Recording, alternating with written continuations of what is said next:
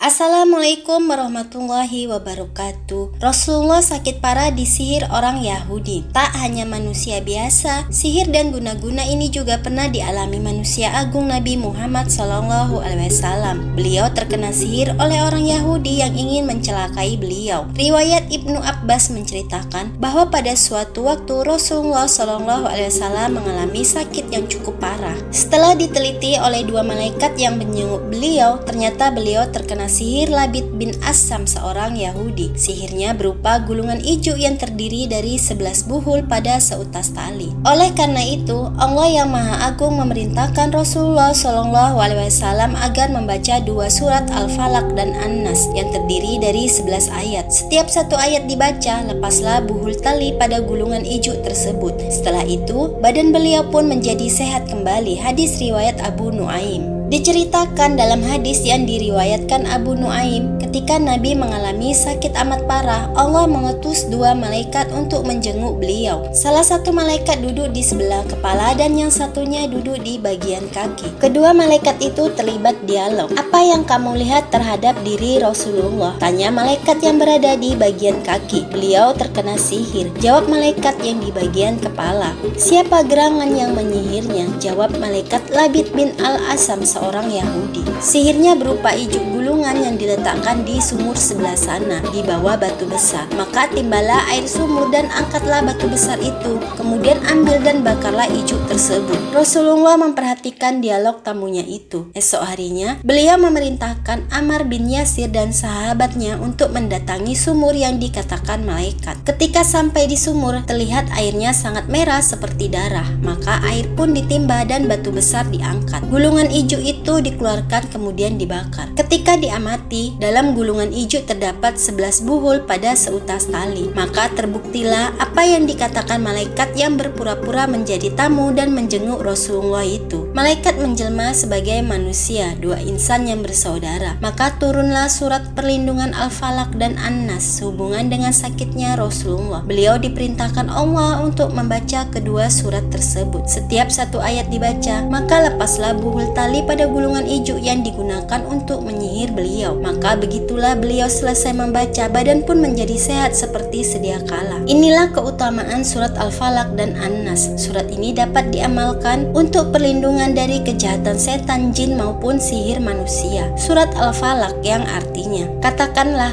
aku berlindung kepada Tuhan yang menguasai subuh, dari kejahatan makhluknya, dan dari kejahatan malam apabila telah gelap gulita, dan dari kejahatan wanita-wanita tukang sihir yang menghembus pada buhul-buhul, dan dari kejahatan pedengki bila ia dengki." Quran Surat Al-Falaq ayat 1 sampai dengan ayat 5. Surat An-Nas yang artinya, "Katakanlah, aku berlindung kepada Tuhan yang memelihara dan menguasai manusia, raja manusia, sembahan manusia, dari kejahatan bisikan setan yang biasa bersembunyi, yang membisikkan kejahatan ke dalam dada manusia, dari golongan jin dan manusia." Quran Surat An-Nas ayat 1 sampai ayat 6. Wassalamualaikum warahmatullahi wabarakatuh.